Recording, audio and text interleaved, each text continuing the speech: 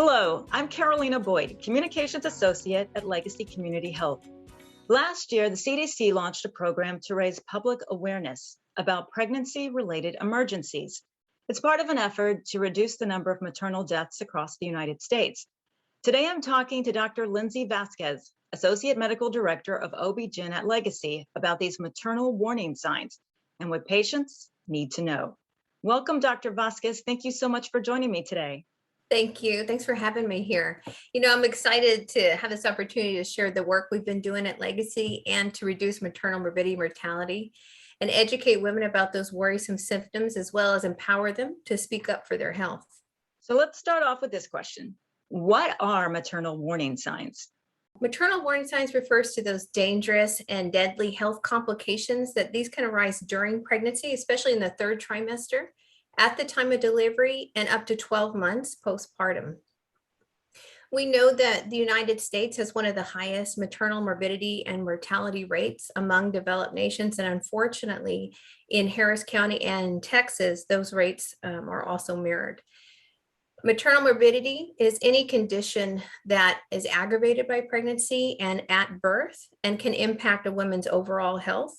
And then the maternal mortality really relates to the actual death that is caused by this pregnancy-related health issue. What are some of the most common maternal warning signs? Some of the maternal warning signs that every mother should know are thoughts about hurting yourself or the baby, having changes in your vision, a headache that won't go away or gets worse, feeling dizzy or fainting, chest pain, fast heart rate, having a fever, especially during pregnancy and postpartum, having a severe abdominal pain that won't go away, excessive nausea and vomiting, abnormal leg swelling and pain, heavy vaginal bleeding at any time during the pregnancy and postpartum, a seizure, feeling extremely tired or that something is wrong. During pregnancy, if the baby's not moving at all, or if the baby's not moving as much as it used to, extreme swelling of the hands or the face, and any bleeding or leaking of fluid when they're pregnant. Who are the patients most at risk for developing these dangerous symptoms? We know, unfortunately, that there are significant racial and ethnic disparities in pregnancy-related complications and death. Black women, Native American women, and Hispanic women are 2 to 3 more times likely to be afflicted or to die of these pregnancy-related complications more than those women who are white. We also know that the majority of these maternal deaths are completely preventable. A lot of the maternal morbidity, complications and deaths related to pregnancy sometimes can also be related to some underlying conditions that the patient had prior to pregnancy. And that can include chronic high blood pressure, diabetes, obesity, or even renal disease or heart disease. How can pregnant patients minimize their risk for maternal death and complications? So it's very important for them to note these symptoms, these maternal warning signs that can come up during pregnancy, at the time of delivery, and then up to 12 months after. When they feel these symptoms, when they notice something's wrong, they need to immediately notify their provider. They should go to the nearest emergency room. They could also call 911 depending on the severity of those symptoms.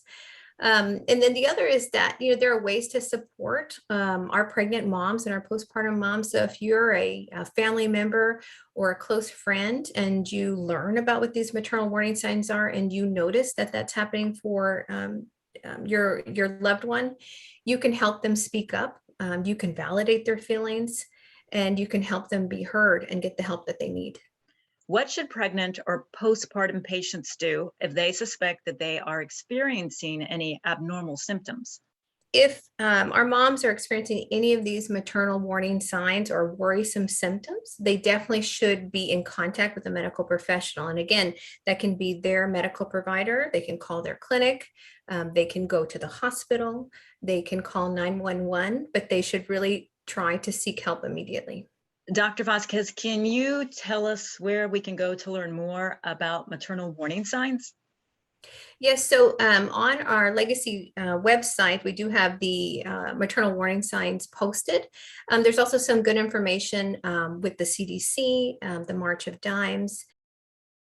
Well, thank you very much, Dr. Vasquez, for sharing this very important information with us today. I think it's going to help a lot of pregnant patients, their families, their friends, and everyone to better learn what to do in the event of a maternal warning sign that pops up.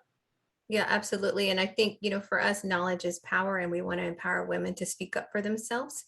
I appreciate your time. Thank you. And thank you to everyone who's joining us today. And make sure you keep checking back for more videos with our legacy community health providers.